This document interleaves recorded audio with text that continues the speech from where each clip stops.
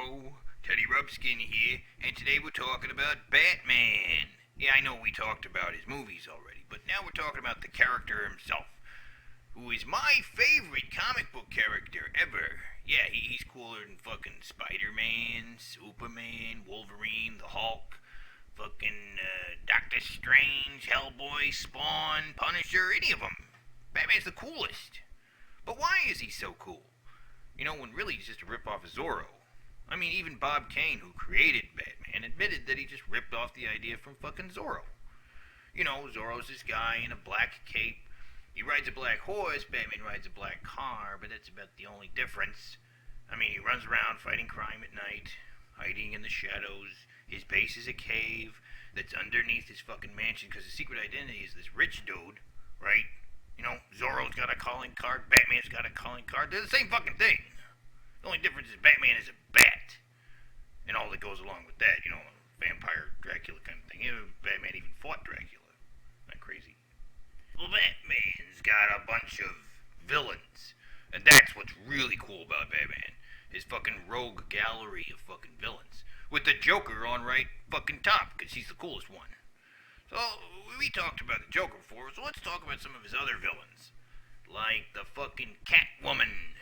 Yes, arguably Catwoman may be his oldest villain ever.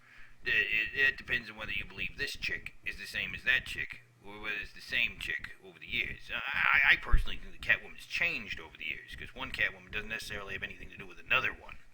You know, even on the show, Catwoman was played by Julie Newmar, and then was played by Eartha Kitt, with like no fucking mention of why they switched at all. It's just because one Catwoman doesn't necessarily have anything to do with another one. This Catwoman isn't necessarily the same as that Catwoman. And that Catwoman is not the same as fucking that Catwoman. In fact, they have nothing to fucking do with one another.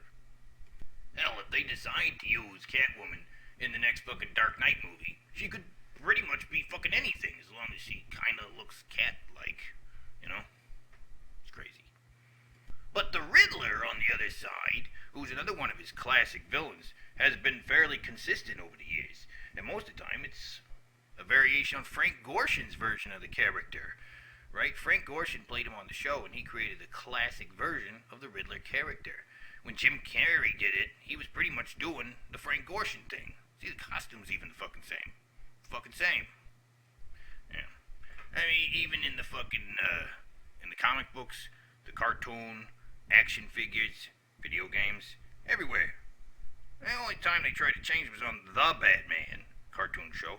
They changed the Riddler, made him more like a goth metal guy, kind of look like Marilyn Manson or something. But they were trying something new. I would really like to see where they will go with the character in another Batman movie. Seriously.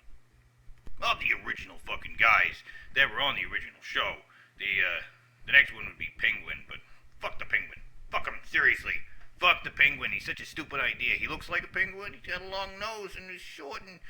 That's stupid. He's so fucking stupid. Really. Fuck the Penguin. There's another character, though, that was on the original show. The fucking Mad Hatter. And the Mad Hatter is a classic character from the cartoon, comic books, but he's never been in the movie. So that makes him a very strong contender to be the villain in the next fucking movie. In fact, there were rumors floating around that Mad Hatter was going to be the villain in the next Batman movie, and he'd be played by Johnny Depp. Well, yeah, Johnny Depp is playing the Mad Hatter in fucking Alice in Wonderland. I guess they got their rumors crossed there about whether he was going to be the Mad... Well, certainly he's not going to be the Mad Hatter in the Batman movie if he was just playing the Mad Hatter in the fucking Alice in Wonderland. That would just be retarded. Mr. Freeze was also on the original show. And Mr. Freeze is technically a classic character since he was on the show, and he's been on the cartoon, video games, and he was in the fucking movie with Arnold fucking Schwarzenegger. But, I don't really think that makes him a classic villain necessarily, because the guy with the freezing power is pretty generic anyway. I mean, there's an X-Men who can freeze. There's fucking Sub-Zero, a fucking guy in a video game. The ability to freeze shit isn't necessarily an original idea, okay? And it's another thing. In every version of Mr. Freeze, he's usually some kind of professor, scientist, doctor guy who gets in a botched experiment, is how he turns into Mr. Freeze, right? But if he's a doctor, then why isn't he Dr. Freeze? right? Why is he Mr. Freeze? Where? Huh? Is that... Am I alone there? Oh, whatever. We're gonna talk about some more fucking villains in the next fucking video. Alright, so, yeah.